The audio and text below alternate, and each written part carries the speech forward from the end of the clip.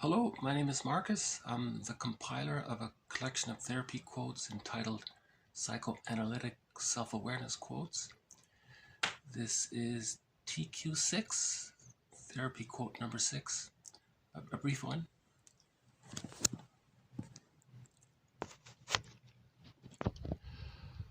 A protagonist in a mythological tale or a fairy tale may communicate events of a purely intrapsychic character, but they are projected into the external world.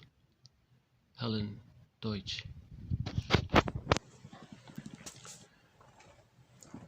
This quote, I think, is a good follow-up to quotes 4 and 5. In quote 4 was about fairy tales, and quote 5 had a brief mention about dreams.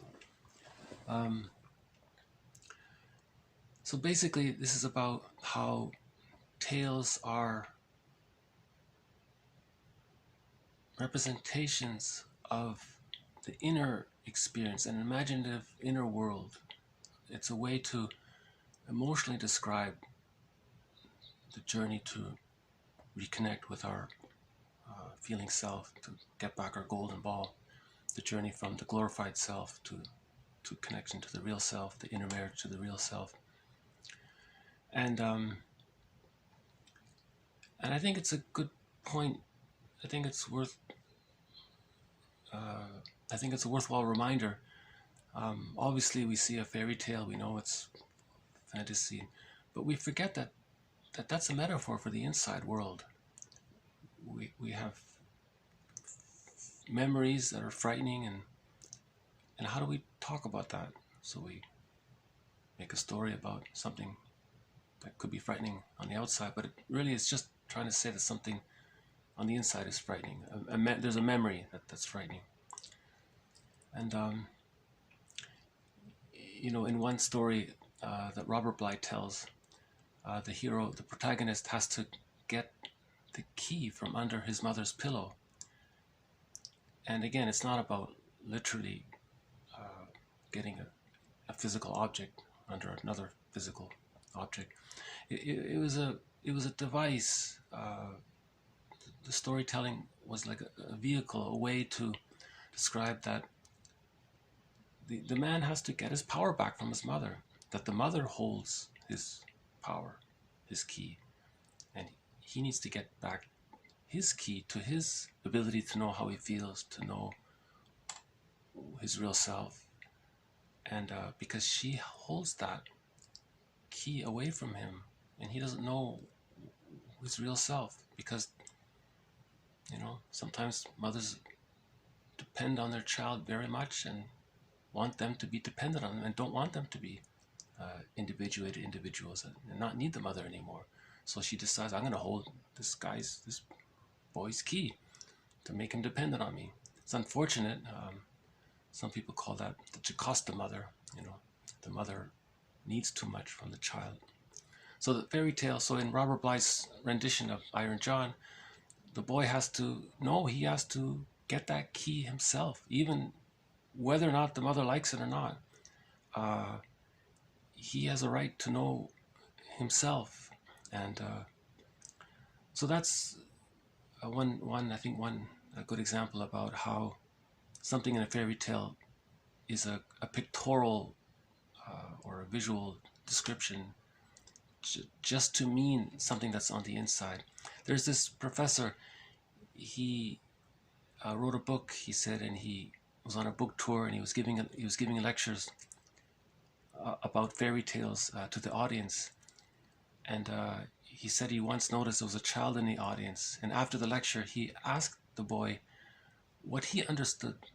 how he understood the lecture. And according to him, the boy said, "Oh, fairy tales are true on the inside, but not on the outside."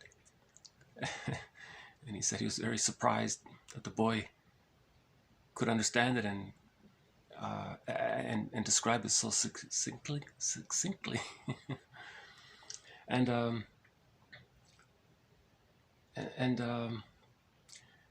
Yeah, I think it's something to keep in mind, because I think we get caught up in the drama of the story, and we it just turns into an escape fantasy or something.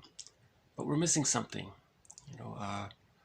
Merriam Woodman calls fairy tales and dreams, and she calls it the language of the soul. That's her expression for it. One poet says it's like a letter from an invisible place or force or something, and you want to read the letter. So the idea is to, if you get that dream, you wonder about it, or a little bit, or in the fairy tale, you would look at a fairy tale as if it were a dream. So they're pretty much, I think someone said they're like primary processes, like from our unconscious. But our unconscious is always striving to heal us.